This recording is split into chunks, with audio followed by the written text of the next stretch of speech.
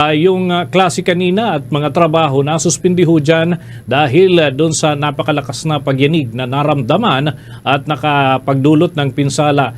Yung structural integrity test ay gagawin sa mga istruktura, mga gusali upang matiyak na ito'y ligtas pang panatilihan ng mga residente. May ulat ang Bombo Radio Coronadal. Suspendido ang lahat ng klase sa pampubliko at pribadong paaralan, gayon din ang trabaho sa mga tanggapan ng pamahalaan sa buong South Cotabato ngayong araw bilang pag-iingat matapos tumama ang magnitude 7.6 na lindol na yumanig sa malaking bahagi ng Mindanao ngayon. Sabay nito, agad na isinailalim sa structural integrity inspection ng mga gusali kabilang na ang provincial capital at iba pang pampublikong infrastruktura upang matiyak na ligtas itong gamitin ng mga empleyado at mamamayan. Ayon kay Reynaldo S. Tamayo Jr., nag-deploy na ng Rapid Damage Assessment and Needs Analysis Team ang Provincial Government ng South Cotabato sa pangunguna ng Provincial Disaster Risk Reduction Management Office sa ilalim ni Rolly Dwayne Aquino. Sa inisyal na ulat ng Ardana Team, walang naitalang pinsala sa mga istruktura at walang casualties sa lalawigan. Gayunman, nananatiling nakataas ang alerto dahil sa posibilidad ng mga aftershocks. Ipinabatid din ng PDRRMO South Cotabato na ilang estudyante at empleyado ang nakaranas ng pagkahilo, hirap sa paghinga at matinding kabas sa kasagsagan ng pagyinig.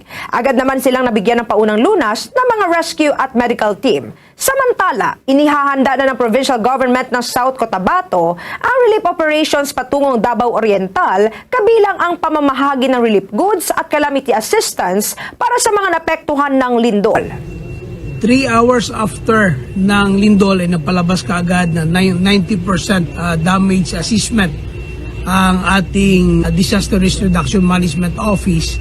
At ganun kabilis dahil nga sa napakaganda ng struktura meron tayo from barangay, municipal, city, ang reporting papunta sa Provincial Disaster Risk Reduction Management Office. At dito nalaman natin na walang mabigat na mga damages.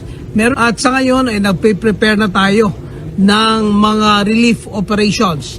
Soon, mga ilang oras mula ngayon, tinitingnan na natin yung daan, if possible, ay magdadala na tayo ng mga relief goods for relief operations. Especially yung mga calamity kits na dapat natin madala sa Davao Oriental. Nagkaroon na rin kami ng coordination. At yan ang ulat mula rito sa Bombo Radio Coronadal para sa Bombo Network News. Ito si Bombo Mira Serbo, and this is Bombo Radio Philippines, the #1 and most trusted source of news and information. Basta Radio!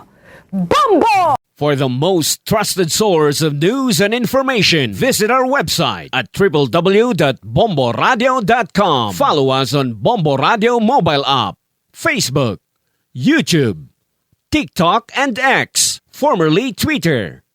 Like, share, and stay connected. Anytime, anywhere.